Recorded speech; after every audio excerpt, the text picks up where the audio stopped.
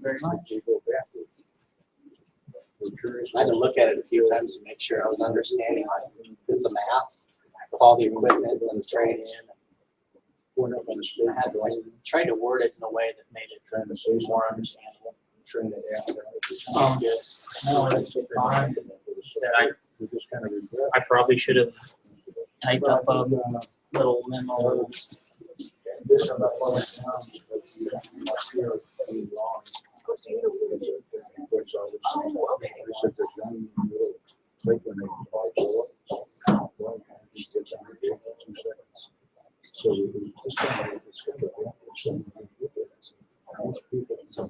The total.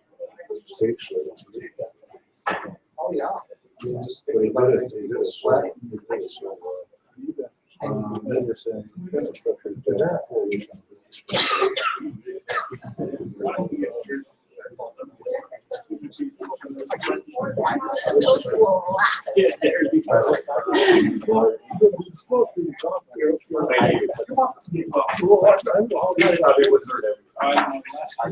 Yeah, just to remind me.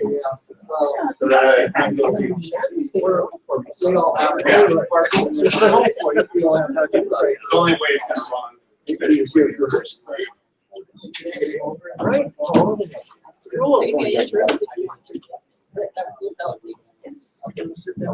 Just say it. Yes.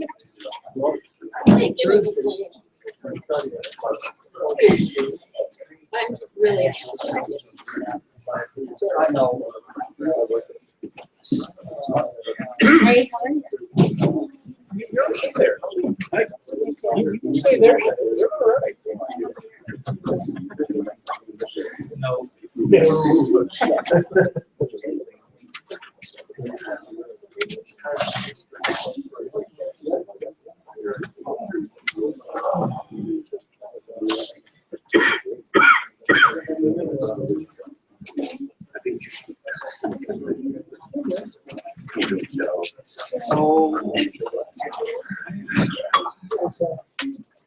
How are you, Sam? fine, thank you. I think, I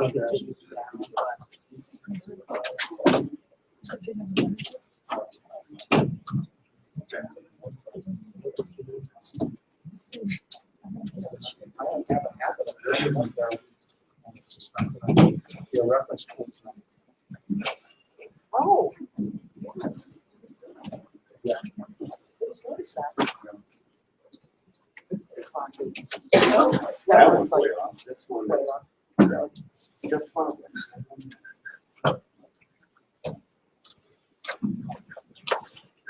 Oh, Lisa, there's another person in here on the consent items that wasn't listed on the agenda. Susan Sheldon. Do we need to add that, or shall we make a motion to add that?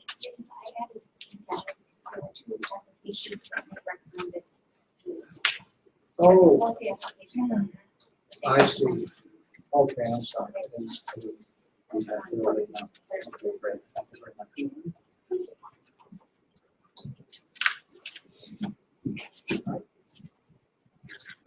This meeting of the Livingston City Commission is called to order. May we have roll call, please? Chairperson Bennett. Present. Commissioner Holford. Here. Commissioner Friedman. Here. Commissioner Schwartz. Here. Commissioner Sandberg. Present. Well, now a moment of silence.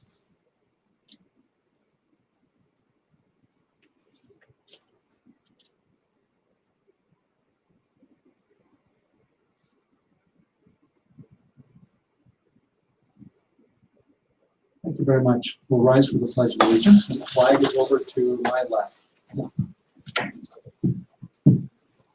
Pledge allegiance to the flag of the United States of America and to the republic for which it stands, one nation under God, indivisible, with liberty and justice for all.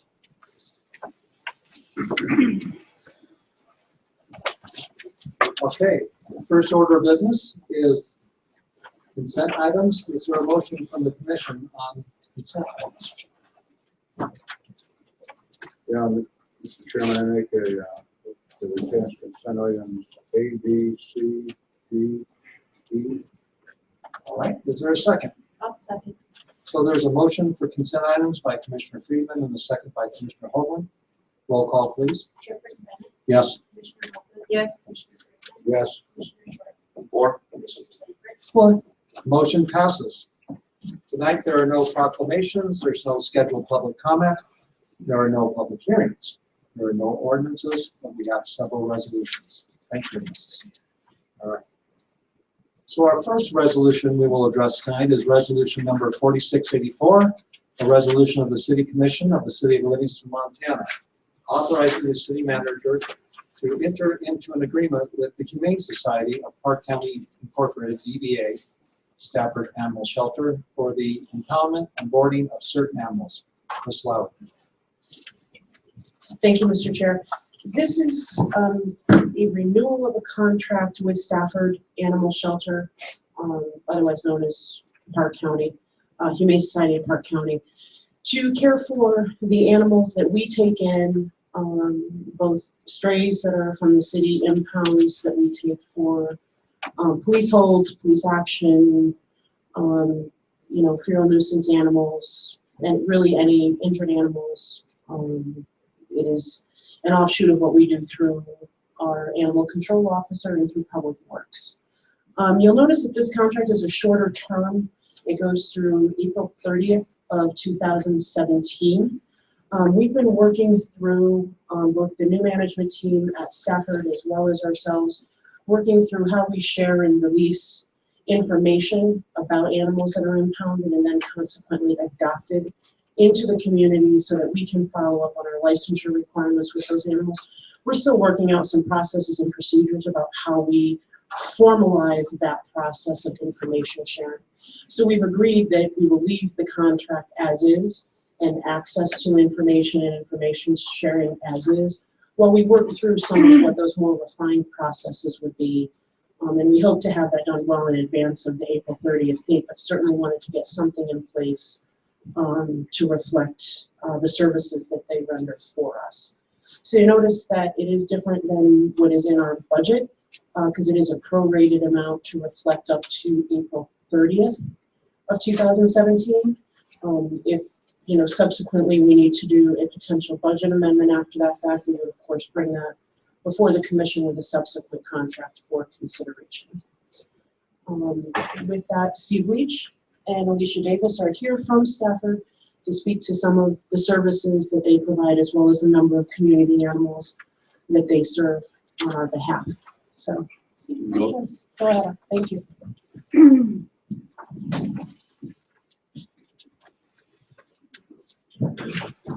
I'm Steve Leach, I'm the Executive Director, and Alicia Davis is the Director of Development for Stafford. I've been there about 2 years, and we're very proud of what we do there, and we're also proud of the relationship that we have with the City of Livingston.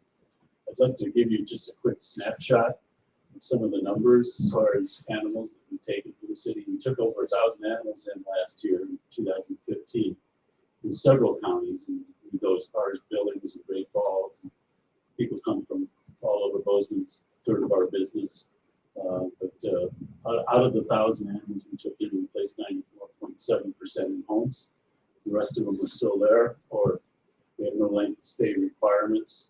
So we try to place animals with the help of animal control in the city of Livingston in suitable homes where they're well taken care of. And we're well aware of all the animal welfare rights that people have, and try to accommodate them. As far as the numbers for the city of Livingston, we took in almost 300 animals from the city of Livingston. 196 of those were returned to owner. So I think that gives not only the Stafford Animal Shelter a good name in the community, but also the animal control officer. When an animal is reunited with its owner, it's really an emotional experience, and we're very grateful for both entities. So we think that that's a positive. For the average stay of the 196 animals that were returned to owner, the average stay was 2 days. We've done some activity-based costing, and we know that to keep an animal for a day at the shelter is $25. So if you take the 196 animals and the average stay of $2 or 2 days, it's $9,800 financial burden for us. We adopted out 61 animals from the city of Livingston. 44 of those were cats. The average stay of cats in the shelter is 57.3 days, so they stay a while before they're adopted out. And again, if you look at $25 per day per animal, that's a $63,000 cost to us.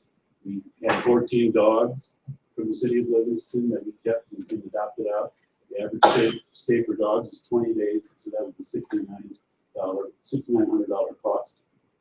The total came to about $80,000. And the city of Livingston's payment to the shelter was $15,000, and we got $3,500 in adoption fees. So the total money coming in from the city of Livingston was about $18,000 to an $83,000 expense. Now, we know that's what we're in business for. We're a nonprofit. We're in business to help place animals and care for them. We know that we have to raise that money, and that's our responsibility. And that $18,000 that comes from the city of Livingston is very important to us. But it's a pretty good deal when you look at what the real costs are on housing these animals.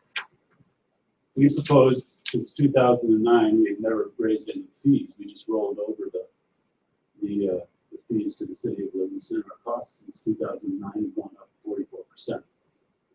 So we went to Lisa and Merrick and negotiated a slight increase in some of the fees, and I think that I'm going to tell you what they are. I think you'll find them reasonable. For the last 7 years, every dog that came in, and we keep them in quarantine for the first 5 days. After 5 days, they belong to the shelter, and then we did adopt them out. Just for the 5 days they're in quarantine, the city of Livingston pays $10 a day for the dog. We've increased that with our negotiation with the city to $12.50 a day. It's 25% increase. Cats were $7. We increased that to $8.75. And small animals, which are the exotics, were $4, and we increased it to $5. The vaccinations have always been $20 per animal. We kept that the same. And the euthanasia rate, which we don't do much of, is $25. We kept that the same. So all we really did was increase the animal care boarding stay. And if you look at what the boarding businesses around the area cost, it's anywhere from $35 to $45 a day. So we think it's reasonable. It helps us. It's the increases that we're incurring both on the veterinary side and the food side and on the employment side. And we're happy to have some resolution with your approval to increase that slightly, because we haven't done it since 2009. What does the city get for that? Yeah, the annual fee is now $13,500, which is $1,125 a month. And that includes, but is not limited to facility staff and administration. It's administrative costs for us. One of the things we are is with 24/7 access to the shelter, so the sheriff or the animal control officer has access all the time to the shelter. And we provide a phone too. We're on call 24 hours a day. So this was actually Lisa's idea, because sometimes when an animal was found in the middle of the night, they couldn't get hold of anybody. The animal might have been injured and need assistance. So Lisa said, "Why don't you guys get a phone?" We have a phone that's solely connected to the city, and we have an employee that mans that phone 24/7. So we provide food, water, shelter, and routine medical care for all the animals. And the shelter staff, we also provide vaccinations to all the animals. As far as an admin role, at least you can speak better to that than I do. Sure. All the impounded animals that come in are medically evaluated by our staff first, and then like Steve said, they're subject to the 5-day quarantine to make sure that they are disease-free. If they're not reclaimed by their owners, they become our animal after 5 days. And then we do behavior assessment if they're available for adoption. That's when that happens. Within 24 hours, we vaccinate them, whether they go back to their owner or not. So the city reimburses us for vaccination if they're returned to owner. If they're not, the shelter takes up that cost. If if it's something that we can't handle on routine medical issue, we will take them to a local veterinarian with your approval. We input them in our database. We file found animal reports that we turn over to the city.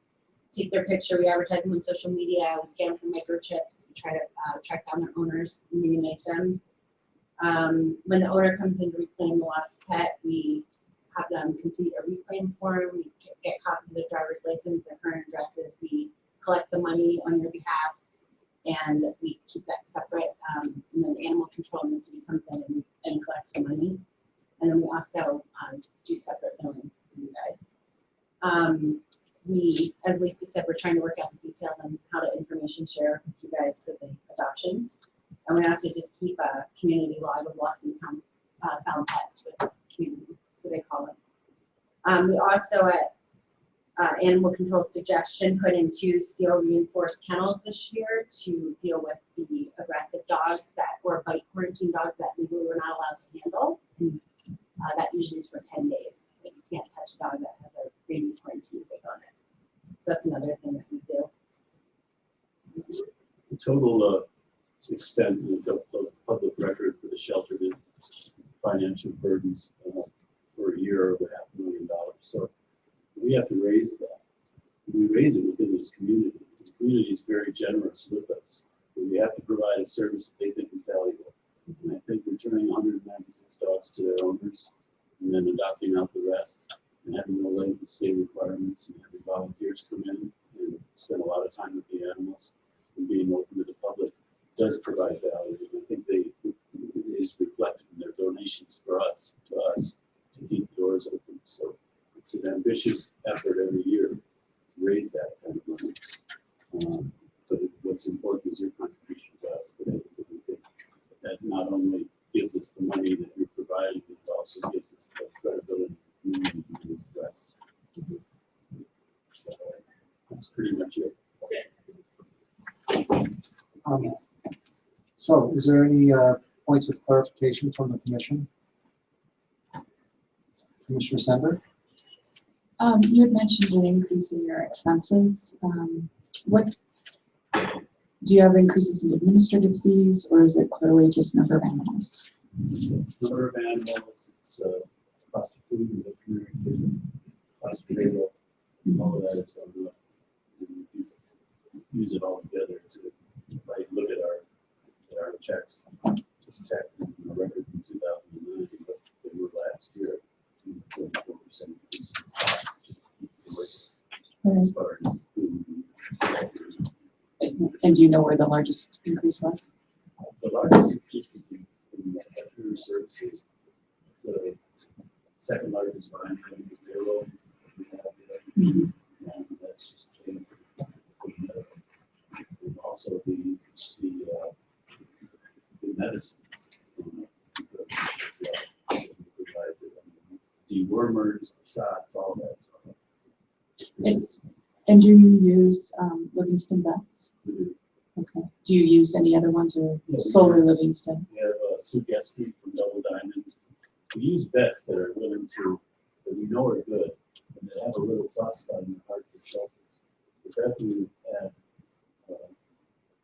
over the last year was had a degree in shelter medicine. So it's different than running a clinic, because the herd health in the shelter is a lot different than running a clinic. You just administer to your customers. So that was important, but that was just one day a week. The shelter medicine that came in just to stay in there. We sprayed in there every day. So when we have emergencies, which is daily, there's an animal that comes in that needs to be administered to, we use local vets. We use Tony, we use Dr. Dickerson, we use Trevor McCormick. And then we use vets in Bozeman as well. Yes, we use all the vets. We're trying to, the vet that we had for shelter medicine came in one day a week for surgeries, had a baby and she doesn't want to drive over anymore. She was actually telling her we wanted to do that. She loves shelter medicine. So we're vets right now. We've got a lot of the local vets who are going to step up and do surgery one day a week until we can get one that's permanent. And then as far as the working out the negotiations of the information share, what are the items in the information share that both parties are not quite in agreement on? I think the item, and I don't think it's insurmountable, sorry, but the item of when somebody comes in and surrenders an animal, it says on our adoption form that this is confidential information, and they give you, their address, they give you their phone number, they give you the behavioral assessment. And we have been sharing that information. So, so there was some question whether that in this day and age of information sharing and the sensitivity of it, whether that was something that we would have to tell our customers this information is going to be shared with the city. And then we thought that might retard the adoption rate. They didn't want that. And so that was just a conversation we had with our volunteer attorneys, Eric, and we are continuing to share that information. That was a point that made us a little bit. We thought maybe we should have to share that with any adoptee that comes in, that their information on the adoption form, which is a 3-page form, information on the adoption, but that information will be shared with the city. And some people have more dogs than they should. And so that might, all we might get almost that was a point of And if we're viewed as we're viewed as an extension of the police and animal control, would that deter people from adopting from us? And we haven't been telling people that we're sharing the information. So it's a concern for us for adoption rates and privacy sharing. But then Eric didn't really feel that it was a point of record that needed to be shared. And I appreciated that legal advice. And so we've gone ahead and said we're not going to change anything until we get down the road and do some more research and talk to the new city manager and see what they'll. I know what they do in other communities. They don't let the Valley doesn't share their information with the city of Bozeman. Neither is Hallelujah or Great Falls. So there was some precedent there.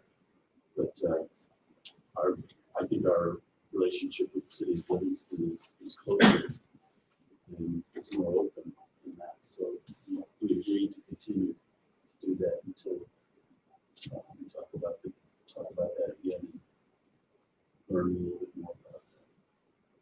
Thank you for that information. Is there anyone else who'd like to have any points of clarification? No? I would just like to clarify, so what we're approving tonight, or what we're going to, is the increase at 16,810. That's what our total, is that the total increase or the total new total? Because I remember you were mentioning. It should be, this is. Because you were mentioning that in previous years we contributed $13,000. Is that correct? So is this the new This is total? reflective of the increases, yes. So we will be increasing on top of the 13,000 this month. Is that correct? Yes. The new annual fee is 13.5, and then there's use fees, 25%. Okay. So I just want to make sure that I'm clear. So forgive me for my slowness on it. So the 16,810, that's in addition to what we normally do on a yearly basis. This is the new increase that we're considering, right? No, it's the total amount. That's the total That's the amount. total budgeted amount. That's the Okay. budgeted expense. That's up 3,800. So an increase of 3,800. Yeah, and then and we raised the daily boarding fee in that first 5 days that we're quarantining the animal from $10 to $12.50 on dogs, and from $7 to $8.50 on cats. And that's based on use. Based on use, correct. All right, do we have any public comment at all on this issue? Commissioner Sandberg. Oh, excuse me, Commissioner Sandberg? I believe we had, this was budgeted with an increase when we adopted the budget. So I think I remember that. It was. That this does not exceed what we had budgeted on this line item. Yeah, notice the check mark is on the budgeted expenditure. And there's some which is good. Is there any public comment regarding this issue? Okay.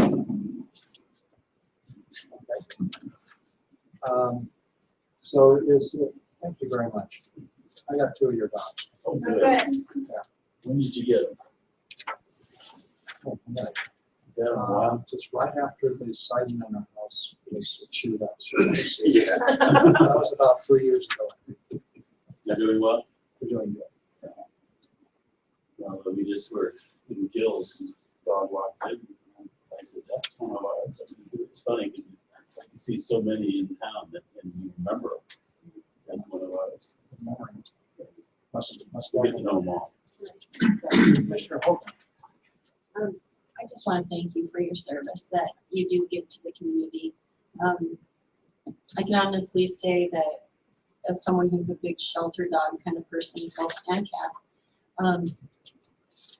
I've never in my life living in Montana heard anything negative about our shelter, as well as it is respected as one of the best, if not the best. And we adopted a res Q dog, and they talked about our shelter as if it was the best in the state. And they deal with a really tough situation. And, you know, I think that's a reflection of you guys as well as the community as a whole. So thank you. Thank you. I just got a call from the Dakota tribe in Pine Ridge. She said, yeah, I hear you're working with some tribes to take unwanted, overpopulated animals. We don't have a huge capacity to do that. They said, we want to use you. And we have had them drive over from Pine Ridge a couple of times with a couple of dogs. So they're coming a long way to work with the shelter. So we're proud of the work we do. And one of the prerequisites, we don't pay our staff very much, is you have to love animals. And I think that everybody does, including Lisa. Thank you very much. Appreciate that. So is there a motion for the commission to regarding resolution 4684? Motion to approve resolution 4684. Second. So there's a motion by Commissioner Holcomb and a second by Commissioner Friedman. We had discussion. There was no public comment. We heard from the shelter owners. Do we have roll call, please? Commissioner Spence? Yes. Commissioner Copeland? Yes. Commissioner Frazier? Yes. Commissioner Schwartz? 4. Commissioner Sandberg? 4. Motion passes. Unanimous. Thank you. Thank you, very guys. much. So our next resolution for the evening is resolution number 4702, a resolution of the City Commission of the City of Livingston, Montana, authorizing the city manager to sign an overhead electric power line easement by grants and easement to Northwestern Corporation DBA, Northwestern Energy. Please allow it. Thank you, Mr. Chair. Beginning on page 36 or 35 of your packet, there is documentation around granting of this easement. This easement would be paid for by Northwestern Energy in the amount of $4,260 and would provide an easement to go over a small portion of city-owned property. That map is detailed on page 41. And it is simply an easement to allow them to string power lines. The administration recommends approval of this easement. Thank you. You're welcome. Before we have discussion, is there any possibility, I saw this map that we had in here, please. I believe it's on the north side of the hill. It is. Is there any way to bring up the Google maps and focus on that so that people can ask any questions about that area that they might know? If that's not possible, that's fine. Are you connected to the internet on that computer? If you are, then I can do that. Anyway, You could do like the corner of Is there such a thing? yeah, that's. I was wondering if there It was. doesn't, didn't square with me when I looked. Maybe that's a platted corner, but it's actually not. I don't So- know how number street can intersect with the number street. So is there any questions or clarification on this issue? Mr. Sandberg? Okay. So, oh, hey, Jim. What's the purpose of the line? What's it gonna feed? I believe it's just power lines for the side. That's That's a rerouting in relation to the upgrades to the substation out there by Mida. And I just wanted to point out that there are representatives representing Northwest here who can probably answer all the questions. Jeff, do you know any harm? Oh, great. All right. Great. Questions as to location, I'd love to help you with that.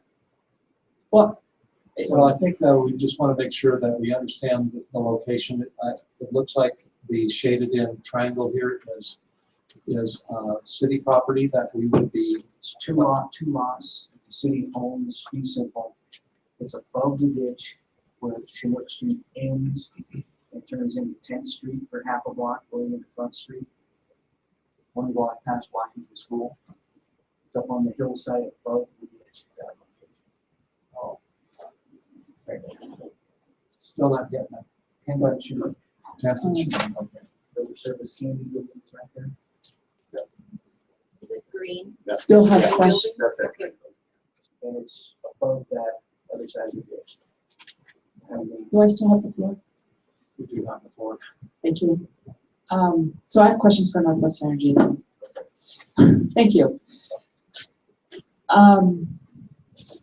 So what, if you're adding power lines, you obviously need power to go somewhere. So what is being tied in, and are you looking at future expansion, or what is the idea? We just kind of give the overview first. Great. I'm Jeff Harmon. Our company is called Lodgepole Land Services LLC. We provide right-of-way services for Northwestern Energy. And I can hand around this map if this would help. That would be great. Thank you. Yeah, what's going on is the company is expanding their electric substation over by Shopco. And part of what that facility has been doing is been sharing some of this transmission line use out of the Park Electric substation is just a little bit east of there on that big corner where the railroad on. So Northwestern is expanding their substation. They're going to reroute several of their overhead transmission lines out of that Park Electric substation and have it come out of the Northwestern substation. So what you see on this map I'm sending you is, this is the other one. Well, you'll see a yellow line coming out of, where's the pink line, I guess, coming out of that Park Electric substation that goes up 9th Street. That line is going to be rerouted to the west, where you can see the yellow line coming out of the Northwestern track. And so they're moving that over to the Northwestern side, and that's why we're asking for the easement. These are 50 kilovolt power lines, transmission lines. It's called Clyde Park feeder number 2, this particular one. Both of those ones you see on there coming off that map are 50 kV lines. So it's not really adding or subtracting any power to the grid. It's merely consolidating what they have, because a lot of that Park Electric infrastructure is old, and they're trying to upgrade their station. So the reason to have it go across where we are, so we can come out of the Northwestern side. The one coming out of the Park Electric will be abandoned and removed, so going up 9th Street will no longer be there. Where you see that tie in on the north side of the ditch, that yellow line is where they will connect up with the existing transmission line, and the one going to the south will be removed. So that gives you a better orientation of what we're doing. And so you're with a subcontractor then? We are right-of-way contractors, yes. And We're not involved in the building of that, but we provide the line services. I gotcha. Thank you. Okay.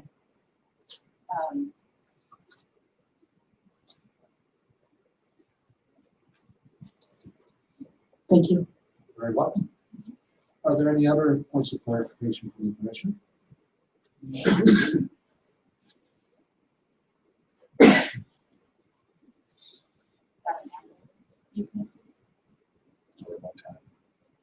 One time. Good. Okay, is there any public comment? Is there a motion from, yes, Commissioner Sandberg? Sorry, just a curious question. Why continue with overhead power lines and not start burying lines out here? Generally, cost is a big issue for transmission lines, and maintaining these lines, they can vary, but if you have a fault on a transmission line, it's sometimes difficult to find them in the middle of the winter. The other thing is there's a heat dissipation issue that goes on with transmission lines that don't work so well underground. They have to do things like run them in conduits with oil sometimes to dissipate the heat. So when you have overhead lines as part of the infrastructure, they like to continue to do that. Not to say they haven't buried some in the past. This is not part of that design. Thank you. Commissioner Hogan? Lisa or designated party. What does the city think of this? This is the first time it's been brought to me as far as the commissioner and lines, so I'd like some information on our feedback. From the administration's viewpoint, we would recommend doing this to, solidify and enhance the electrical grid piece for this section of town, and the easement is something, fairly calculated and that we're in agreement with. So I think it's something that's better for the citizens in that area of town. About the location, as far as it cutting across that property or that area versus most lines are going through alleys, and this is kind of cutting across. Yeah. I think I'll have Jim Hall speak to that, because he's familiar with that exact parcel. Most of that area, as you know, the street vacation fest right there, those right ways on it. And they can correct me if I'm wrong, but I think they're simply trying to get from point A to point B to get back to 9th Street, so they are in the right of way. And this block right above the ditch is, fortunately or not, city and county property where they felt comfortable with requesting easement. And if I could add, it will clean up what's going on up 9th Street, at least from Front Street to where it's high, because there's several lines going up. And this drawing, which I'll pass around here, the lines with the white and pink will be removed upon completion of this project. You will still see this existence of this one and this one, but all this other infrastructure will be removed. So From the 10th Street. and that will be cleaned out.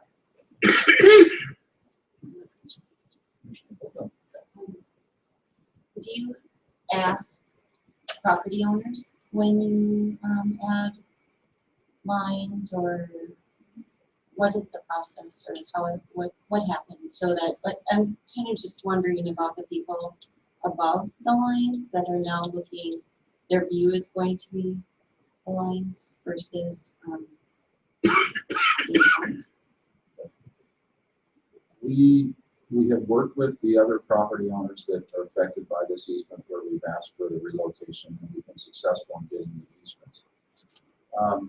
We can't always take into consideration how a neighboring property would view this. It's really something that you'd never find a location if you had to always try to accommodate every single owner in the area. But in answer to your question, we have contacted all the people that are affected. We have not done a wide outreach for the neighborhood in general. But this is on that steep hillside that really will probably never get anything built. We have acquired acres easements for private owners that are in that same linear alignment with the city and the county's tracks. Right. So we've already secured those, and the folks were in agreement that it was a good thing.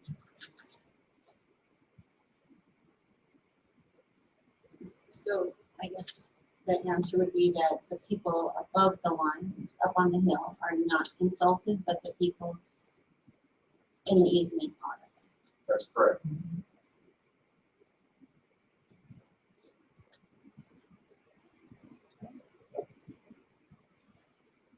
Just for the commission's edification, how tall are the poles?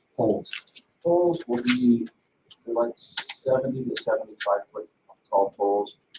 They'll put about 10 to 12 feet in the ground, so you'll have 60 to 65 feet of pole above ground, generally speaking. That can change a little bit here and there on that slope, but that's the general answer.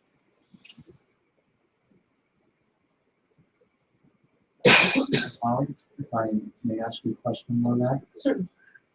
do we have an estimate what the distance is between the point of the pole going into the ground and the distance of height of that bluff? Is there any estimate there? I don't know off the top of my head unless one of us would remember that. I'd say it's probably another 40 feet, 40 to 50 feet to the top of the knoll. And again, that's an estimate. Commissioner Sports. Yeah, I would guess it's about a 150-foot elevation when I was up there looking at abandoning that easement. I don't see that line, cresting the top of the hill, yeah. It'd be below. That's the So, yeah. Thank you very much. Mr. Sandra? Sorry to start asking too many questions and then it gets complicated. So what was determined as far as where to make the diversion to go to the other line? And I would think putting poles in that steep area would be a lot harder than had you gone up further north and made a cross against an existing street already. So what was the determination to make that split so early once it crossed? Well, I think primarily is to consolidate them coming out of that substation and then getting across the Livingston ditch and across the highway and the railroad were two important criteria. Once they get across the ditch, then the intent is to basically try to get back over to where the existing transmission line goes up 9th Street. So it was really a matter of connecting the dots and starting with the idea that they need to both come out of that new substation. They're not the new substation, but the existing. No, I understand that, but instead of, you're making your cut rather quickly once you pass. Why would you not have gone up further and cut across? I would think this would not be a desirable spot to do construction. Well, I mean, we don't make the routing decision per se, but primarily they didn't really want to run other new power lines up alleys and streets if they could get back on their original alignment. That would be more impact overall. So as soon as they could get back over to their alignment where the line current is on 9th Street was the primary intent. Otherwise, there would be more impacts going up the streets and alleys to the north and then back to the east. And it wasn't an option to just go across Front Street. No, it's an option, but they don't like to put them in roads if they can help them, and they like to have these on private easements. They're much easier to maintain, lower risk of. Right, yeah, I understand that. It's private now, I'm just thinking the future, what happens with that property. And this may dictate what folks can do with that property later. But thank you. Are there any other questions? Is there a motion from the commission?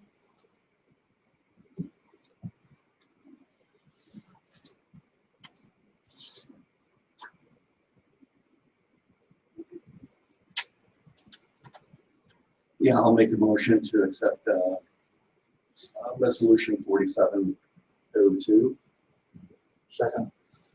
There's a motion by Commissioner Schwartz and a second by Commissioner Friedman. Roll call. Chairperson Knight, Yes. Commissioner Hopper, No. Commissioner Friedman, Yes. Commissioner Schwartz, Four. Commissioner Sandberg, Against. Motion passes. All right, thank you very much. Appreciate your time. All right. Next resolution we have is resolution number 4703, a resolution of the City Commission of the City of Livingston, Montana, authorizing the city manager to enter into a purchase agreement with the Elite Truck and Trailer Incorporated, DBA Rocky Mountain Truck Center, for the purchase of a new garbage truck. Ms. Lau. Thank you, Mr. Chair. As we discussed in the CIP process, replacing one of the garbage trucks in this particular fiscal year was planned and budgeted and approved. The budgeted line item was $240,000. This particular has come in under that budget at $221,000 after a trade-in value, which we were given of $12,300 on one of the older trucks. So with this truck is filling that obligation that we spoke about in the CIP, and the administration recommend moving forward with the purchase of this truck so that we can get it built as soon as possible and in service. Thank you. Thank you very much. Is there any discussion from the commission? Questions, points of clarification? Is there any public comment? Is there a motion from the commission? Yeah, make a motion that we pass resolution 4703. I'll second. So there's a motion by Commissioner Friedman and a second by Commissioner Copeland. Is there, before we vote, is there a last minute point of clarification? All right, roll call please. Chairperson Bennett, Yes? Commissioner Hopper, yes, Commissioner Friedman, Yes. Commissioner Schwartz, Four. Commissioner Sandberg, 4. Motion passes. We're now going to move on to our action items. And before we get into action item A, we do have action item B, which we will do beforehand, which is discuss, approve, deny increase of 0.6 full-time employee vacant position in dispatch to a 1 full-time employee utilizing overtime savings. Ms. Lally? Thank you, Mr. Chair. One of the concerns we've had in dispatch, and it has been kind of well documented and came up in our city-county meeting as well, is the concern that from the staffing standpoint, we are understaffed. We are incurring large amounts of overtime, both to cover regular routine vacation as well as illnesses and work-related injuries, which have been, discussed as well. There is a 0.6 FTE, which was a records clerk in the budget. That position, the person in that position retired, so we've had this vacancy in there. The vacancy savings we have to date since that position became vacant is $5,658.92. When we looked at the person who had been in that role, there's a significant amount of longevity. There were other benefits attached to that position, and we felt that we could add a 0.4 in hopes of reducing the overtime expenditure on the offset to be able to justify bringing that long-term to a 1.0 position. Again, a 1.0 is much easier to recruit from, provides continuity, will allow us to be at a 2-person staffing most of the time, which is certainly, it's not best practice. Usually more than that is best practice, but it certainly gets us better than having 1 person in dispatch on shift alone, which is what happens sometimes. So with this request, this is, it's partially budgeted, partially unbudgeted. We would be looking at using a vacancy savings, which would cover the first year cost. Subsequent costs, we look to demonstrate through reductions in overtime. We are right now trending, we are at about $17,000 spent on overtime year to date on a line item that has $25,000 budgeted for it. So while this vacancy savings can cover this piece this year, we're hoping that in subsequent years we demonstrate that that overtime cost is reduced by having this extra staff person available and getting us to the 2.0. This initiative has broad support from the police chiefs, the sheriff. Greg Coleman is here as well from DES, and has that agreement of this is one of the things that we can do quickly to bring some relief to our dispatchers and what they're experiencing. The other factor is we have increases in call volume as well. From 2013 to 2015, we've increased approximately 5,000 calls per year. So that's a pretty significant jump. And if you're looking at having that kind of call volume increased, at some point you're going to need to look at staffing as well.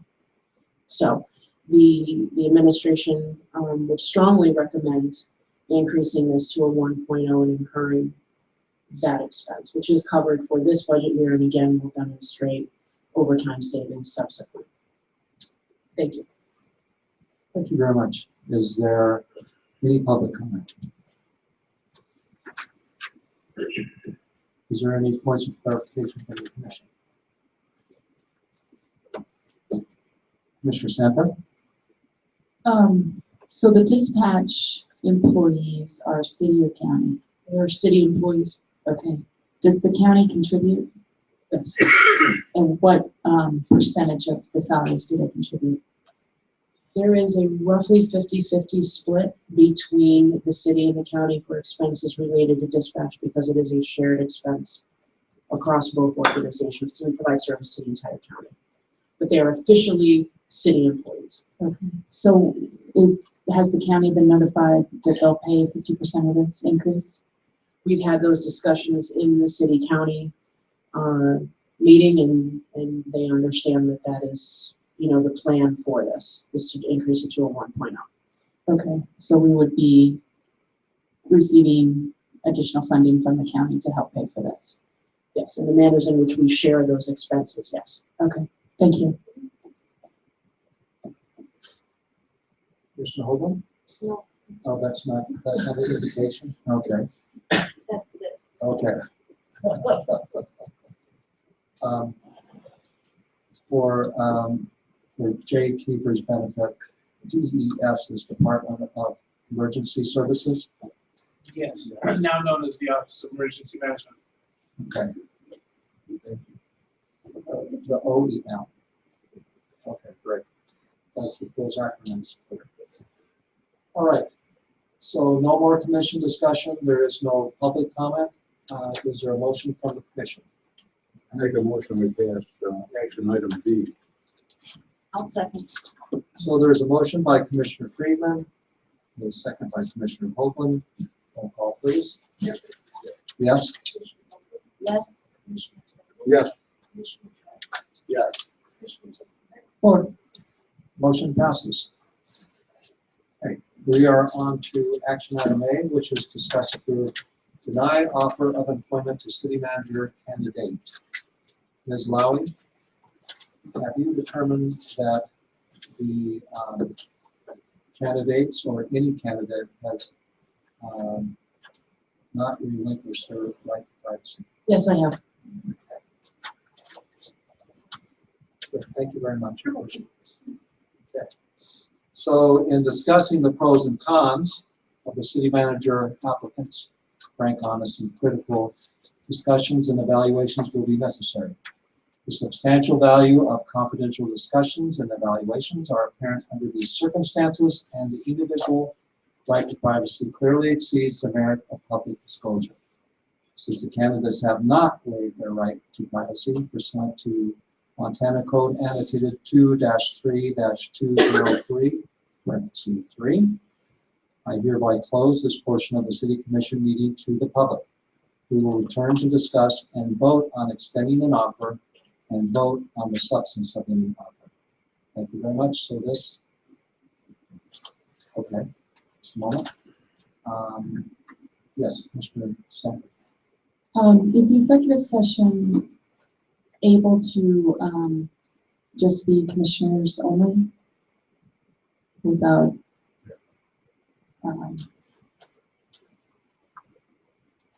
There's nothing in the law that requires, you're asking whether the interim city manager and the city attorney need to attend. There's nothing in the law that requires the city manager or the city attorney to attend the executive session. The only thing is that even though this is a closed executive session, somebody, one of your five will have to produce minutes.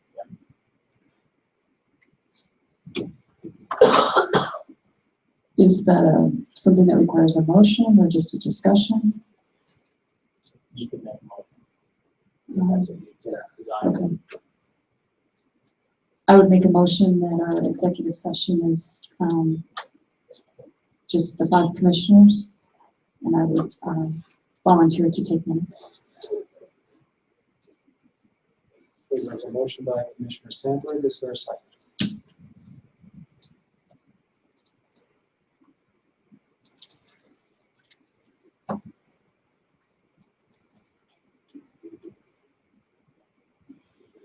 Is there a second from the commission?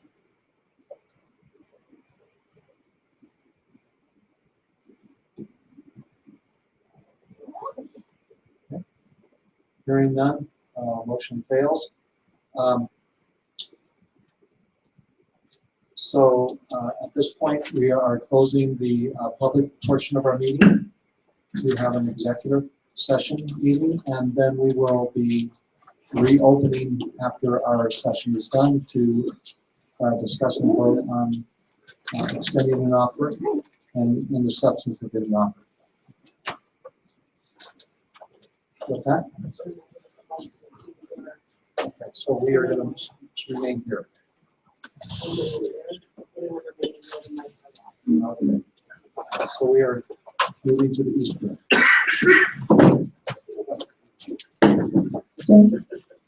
Can we take a restroom break?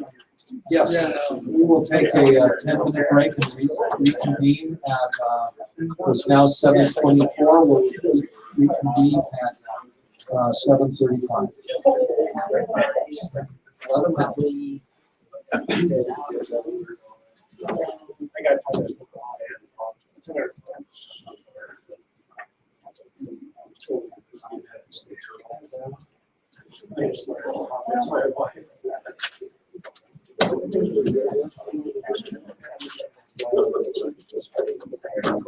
That's one burger.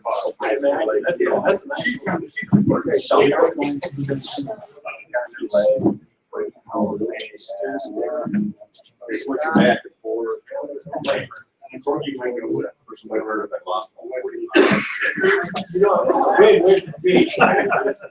You don't just take it all there at once. Hello.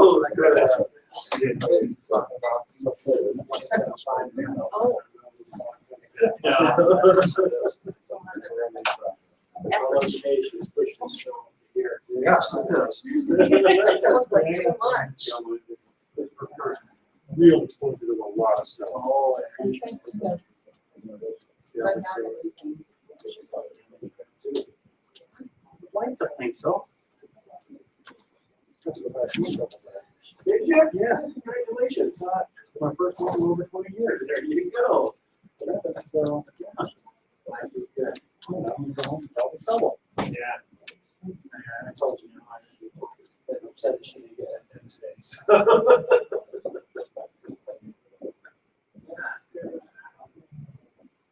And for some reason, she didn't leap on that? No, she didn't really find it all that funny that I said that. Really? Wow. Used to me, but. I would expect them to start asking like that for me. So, good. Yeah. I assume you're not something around.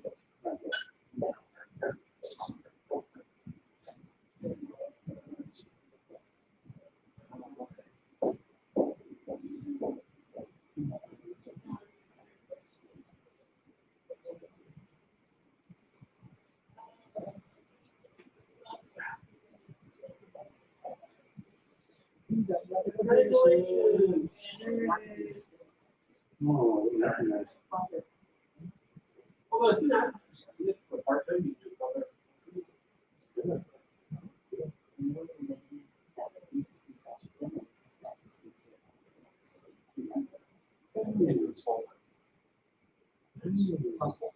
She also tried to on both sides. Oh. Well, She ripped that with it. and after today, she may not look good. They're both nervous. Yeah. Good job. 26 jobs. One point oh. Yes. We'll just absorb it. I've been doing it since December. But I'm ready to get up some duties.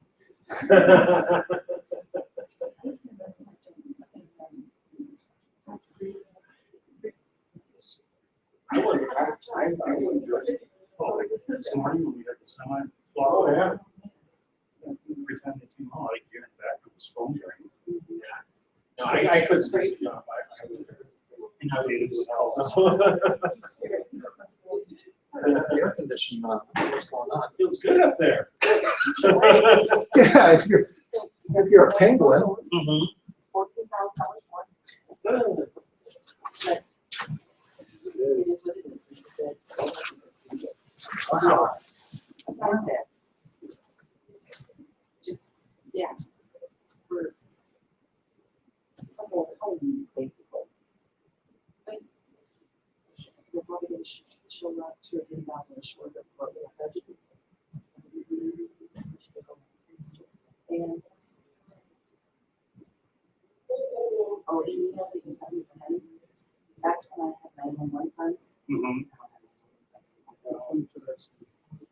For the cell phone booster.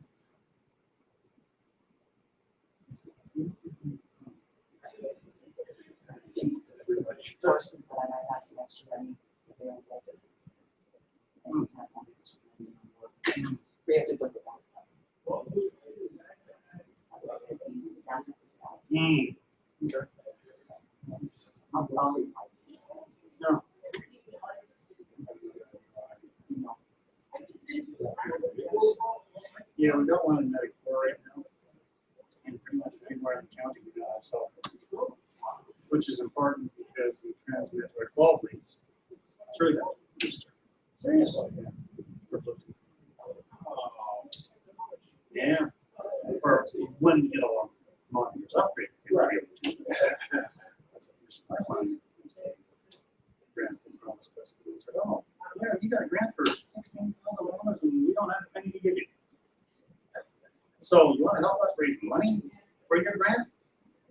Which is what we were doing last Wednesday. I think we got about $5,000. We're waiting to hear back from the line for Dave. Yes.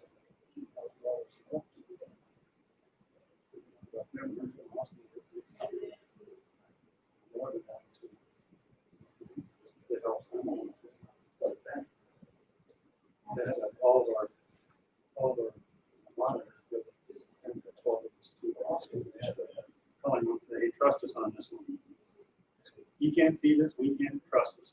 We're not coming to you, we're going to go back to closing. Yeah, that's pretty impressive. Oh, yeah.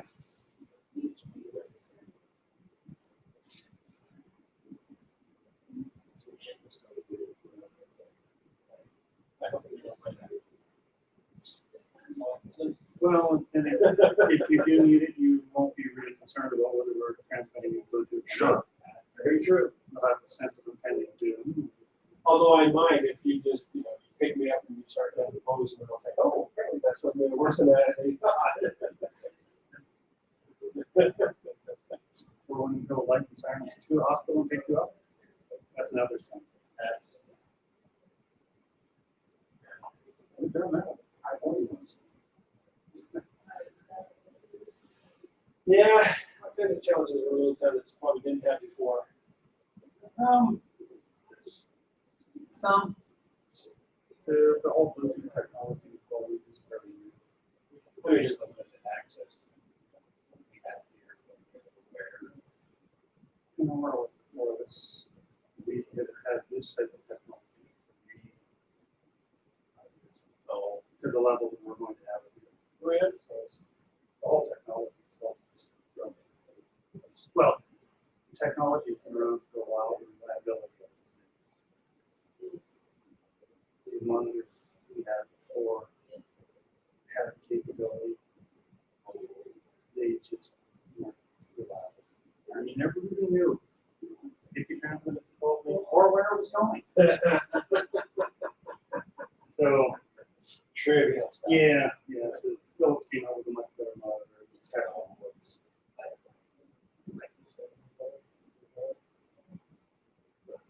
No.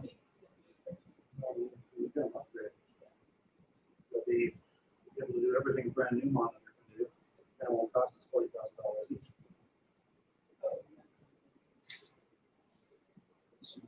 Software upgrade then. There'll be a software upgrade, the computer will be upgraded.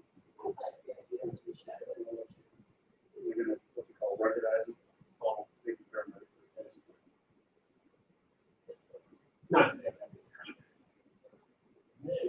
You're around pretty good. And I have dropped them, they do that. Drop you down flight of stairs. They do take a little bouncing. Just a little bit. Yeah. Back of the truck to the floor. Yeah. All right.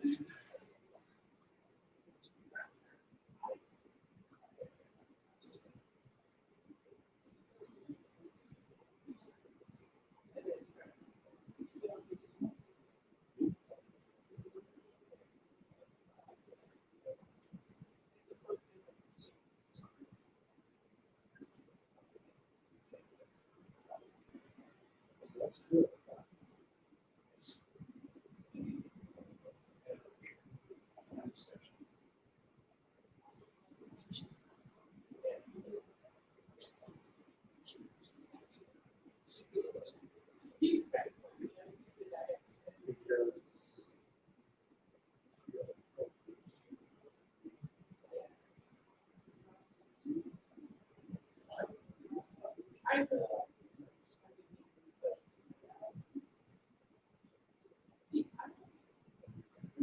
Mhm.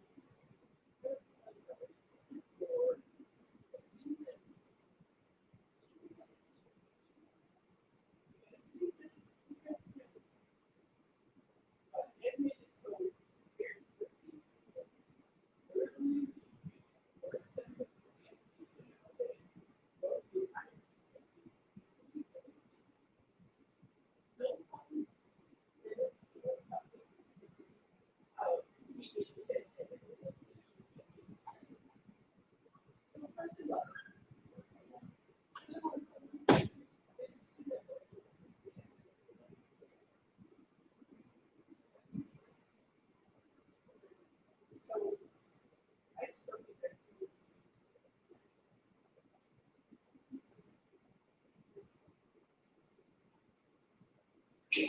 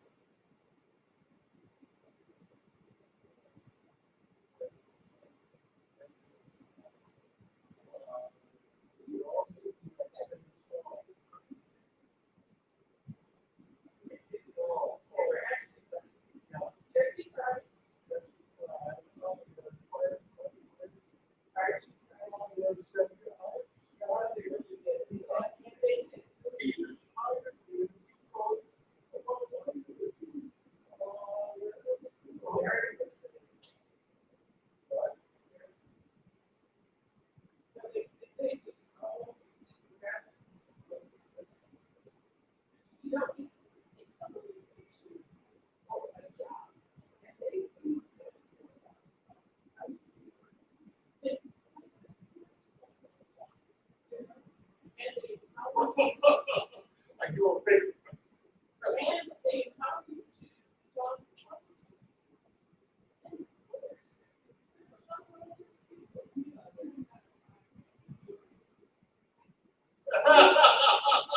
See, there you go. Okay.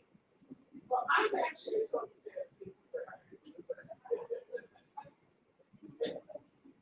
oh, you can see. I don't understand it. And so,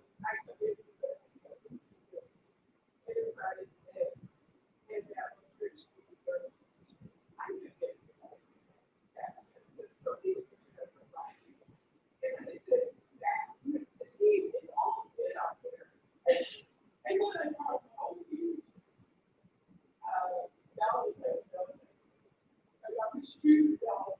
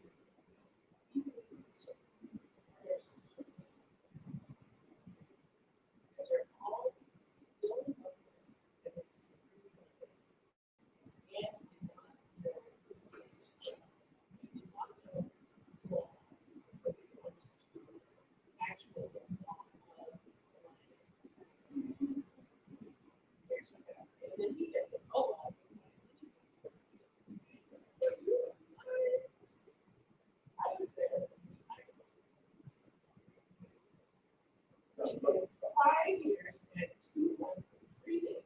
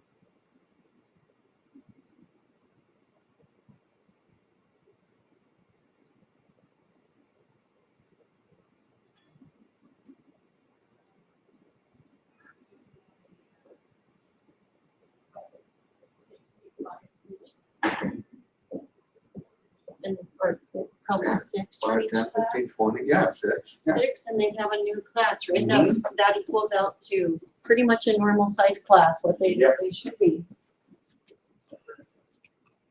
Thanks for staying, Jay. Well, yeah, somebody had to make the coffee. Hoping you went out and got cocktails. I know, where is he at? Well, I had time to go back to Butte, and it's good. Just go to the outlet real quick. Oh, there was really amazing. That train is so fast, it's a bullet train. Hey, wonderful to see you. You got on I can't believe that we don't have more people. I'm surprised. I am too. What's a reporter? I know. The reporter, Oh, we'll be done. We don't have to extend the meeting. who raised it like, We'll be done, right? send her an audio. We'll be done. I will do that. Okay, thanks. Jay says, Chase? you the messenger? Yeah, well, yeah, well, she was gonna call you, but I decided to get ahead, so I'm still recording. Okay, thanks, Jay. Yes, I think it's still going. Hey, we may still have a long Still argument. period. Yes, you know, I know. you know, I don't, you know. You know what I meant to say was correct. And then it tells me. Okay, right. Go back on, so. Hopefully it's all right. I'm some are better than others because somebody has some. Yeah. To your mother occasionally. On that. Get my contacts out of my iPhones. You know what's in this era right now when it's I driving. do. Are you all worried? You want some eye drops? So past contacts. So, You were contacted? no, I just said it's past contacts. Yeah. Oh. Told Jane to go to Al and get bring back around. You thought maybe that's what I you did. didn't know I had to take orders. I'll take whatever you bring back. Yeah, beggars can't be choosers. Just bring back the whole tray. Oh, okay, well, Eric, did you want to speak? the next meeting will be catered. Oh, tomorrow. I mean, I'm in and out to help on transition. And wrap some things up. Finding my last full day.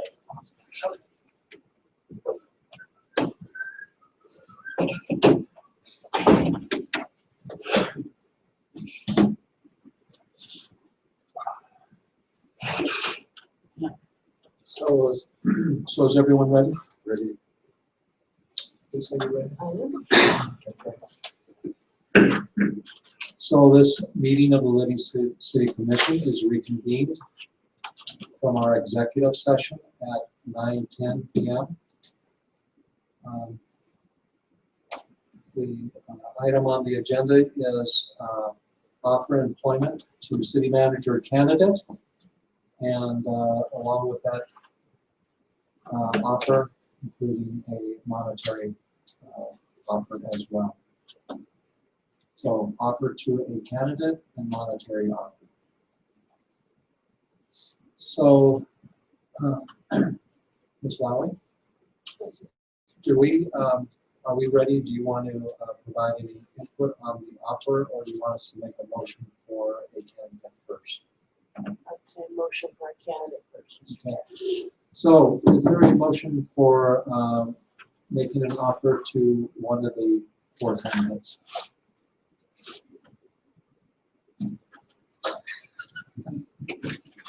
Yeah, I'm sorry. Mr. Chair, I make a motion that we offer Sydney Mitchell in the package.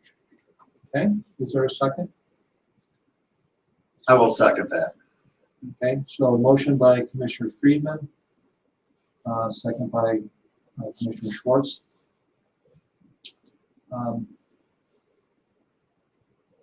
So at this point, we have a motion. Do you need us to approve that motion before we go on to the monetary offer, or do you want some public comment? Is there any public comment? Okay, no public comment. So, all right, so is there any further commission discussion? Okay, so roll call, please. Yes. Commissioner Hopper. Yes. Commissioner Freeman. Yes. Commissioner Schwartz. 4. Commissioner Sanders. For, Motion passes.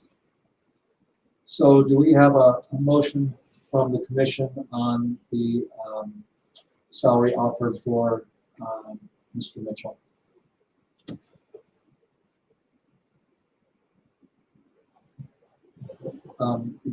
So, Ms. Lowy? Do you want to use the minor of the previous offer? Would that be helpful as a starting point? Sure.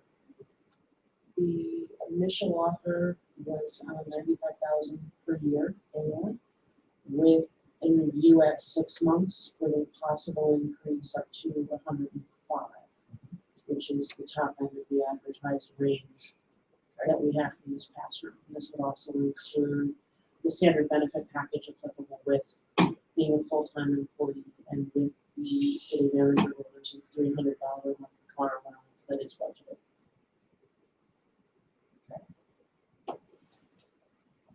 Commissioner Sandberg? can I make a motion? You certainly may. I move that we offer 105 with a moving stipend of 10,000 added to the benefits. Is there a second on that motion? I'll second that. So there is a motion by Commissioner Sandberg and a second by Commissioner Schwartz for salary offer of $105,000 plus the $10,000 moving stipend. Is there any further direction or not direction? Any more discussion from the commission? I think I'm leaning on towards 100 start, but if I was convinced that was.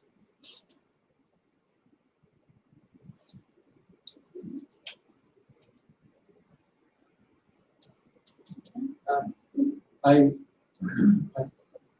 guess my assumption was we were going to start at 100. That's what I thought we would start. No, we Oh, we have a motion though. have a motion. No, this is discussion on the motion. Oh, okay. Yeah. So what was the last figure? The motion's 105, but I just said I'd like to start at 100, but I'd like to hear feedback as to 105. Well, we're not too far along. If we don't, 95 last time, when we don't put 5,000 with another thing, should be a kind of that. I think it's good.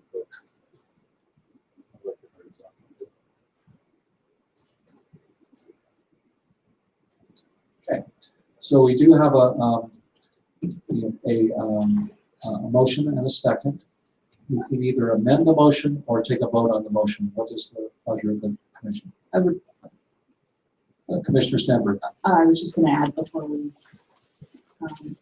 as the previous offer had a review in 6 months with an additional amount. The difference with this motion is that's not there. So 6 of one, half dozen of the other, when you look at the figures. So that's what you're saying, your rationale is for the motion. Well, I'm just pointing out that my motion does not have a salary review in 6 months. Okay.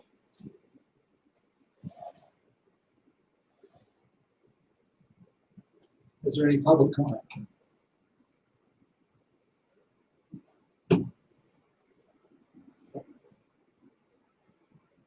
So if we wanted to amend a motion, Sarah can only amend it because she made the motion, correct? That's correct. No, you can make a new motion. But if you want the commission to consider like a new motion altogether, you can make Like that new motion, 100,000. yes. And if you got a second, you can take that one up first. I see. So we don't have to vote on the first motion first? if she makes a motion, it's the newest motion on the floor, and you deal with the newest motion on the floor first. Got it. Okay. We don't do that way. You can have multiple motions on the floor.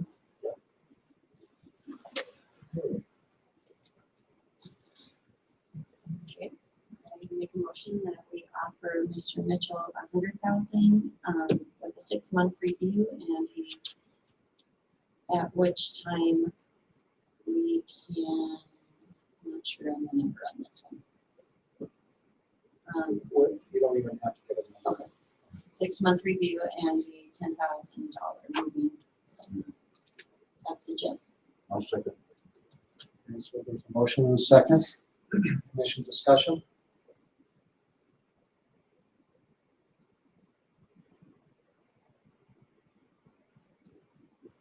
Is there any public comment?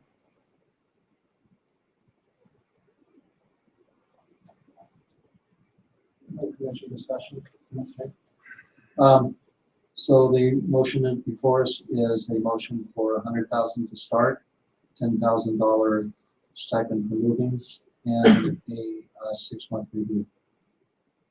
Is that correct? Okay. Roll call? Chairperson. Yes. Commissioner Hoffman? Yes. Commissioner Friedman? Yes. Commissioner Schwartz? Against. Commissioner Sandberg? Against. Motion passes.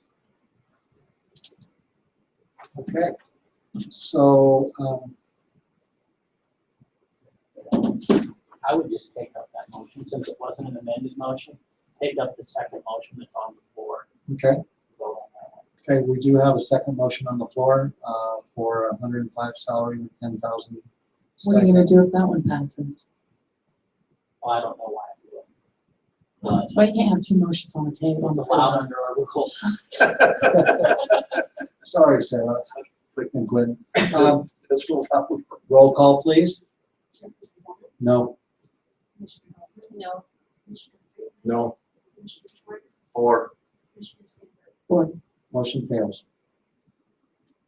Okay, so, thank you all very much for your patience this evening. We have 10 minutes before we meet.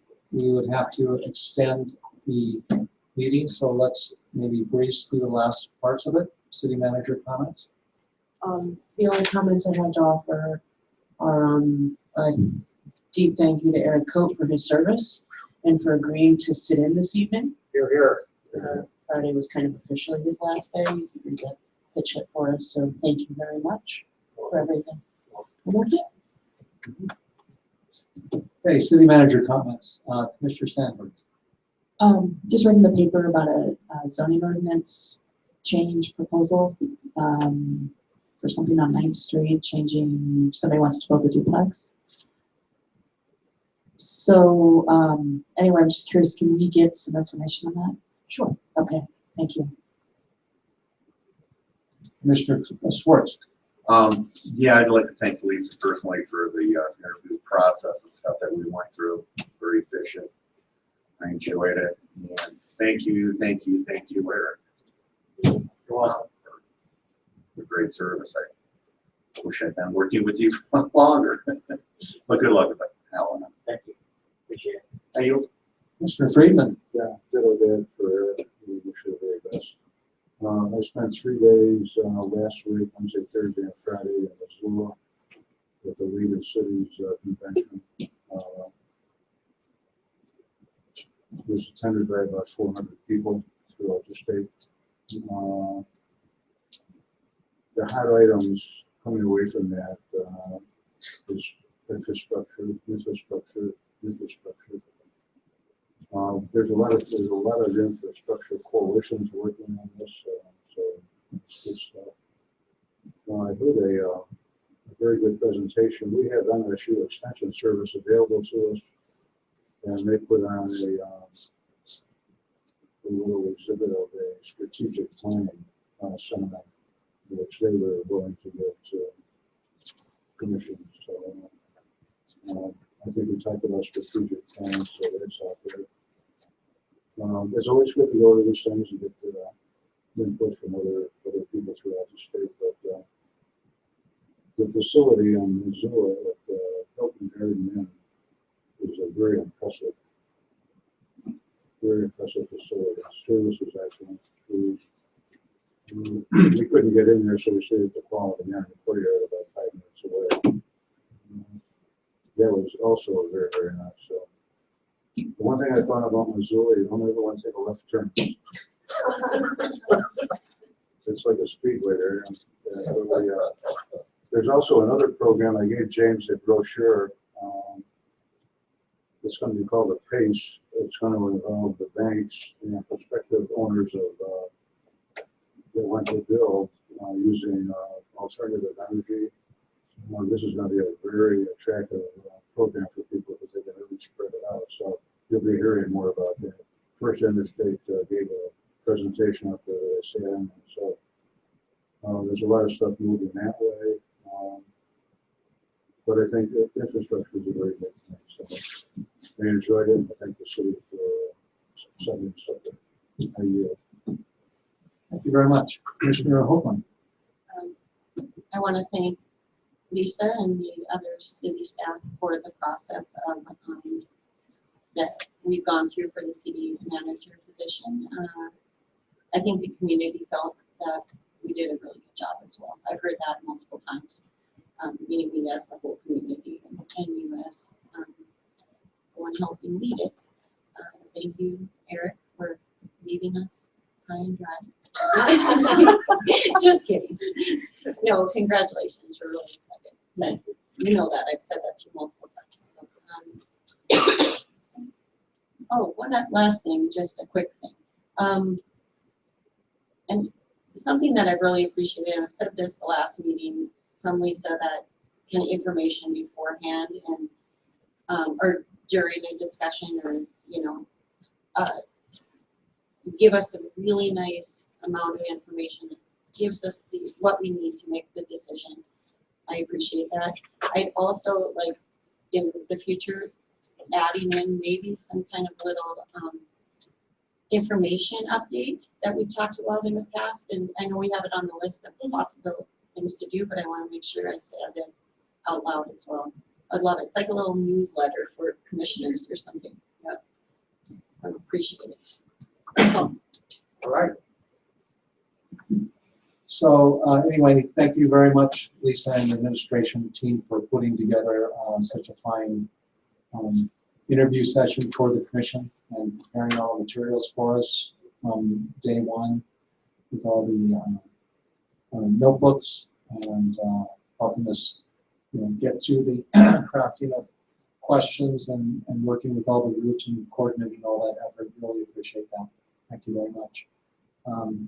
And I want to thank the commission tonight for such a well thought out discussion. Is that okay, Eric? Okay. Other than that, the skate park is at $200,000 funds raised, so that's good news. Looks like everything's on track to break ground in spring construction season. All right, public comment. And Jay, if you can make it under 2 minutes. How about 30 seconds? Okay, awesome, awesome. Thank you, buddy. We'll save us an extra motion. Good.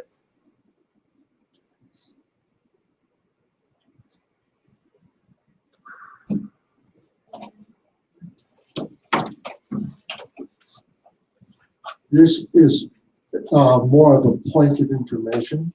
I'm looking at the poster that was on top of the agenda, and I'm wondering, will this item, signage, highway wayfinding signage, be on the agenda next week? If not, when will it be? At this point, I'm waiting for the organizers of that information session to tell me that they have concluded that session and that it's okay to put it back on the agenda. At this point, we have, we'll be finalizing the agenda tomorrow. So it will most likely go on the first meeting in November, which they're aware of. In November? Mm-hmm. Okay. then, when you were in an executive session, I know but my 30 seconds have gone, but another question came up. We have so many groups that you approve membership on. I gather the Vision Livingston, you approved membership, you didn't? You approved the membership for URA? And what about the downtown business? No, okay, you don't. Okay. BID. CID? B, D is in Business Florida. Improvement District. BID? Okay, BID. Is there any, somebody asked there if there's any way that a definition or umbrella as far as who the people are on these various committees are, so that you know, you hear, I hate saying the initials, BID, URA, there, but so you can sort of grab your hands and figure out, okay, this is who I'm dealing with, this is who I need to talk to. There. I think, Jay, we could get down onto our website along with our other I think committees. it already is, isn't it? The commission approved boards are already on the website. Okay, If you go to the commission and then over commission bar and go over to the left and see the commission boards, they're all there. okay. Good evening. Thank you very much, Jay. Okay. You're under the wire, very good, Jay, you did a good job. Thank you. Is there a motion for adjournment? So moved. Is there a second? Second. All in favor? Aye. All opposed, the same? We are adjourned at exactly 9:29. Saved by the bell.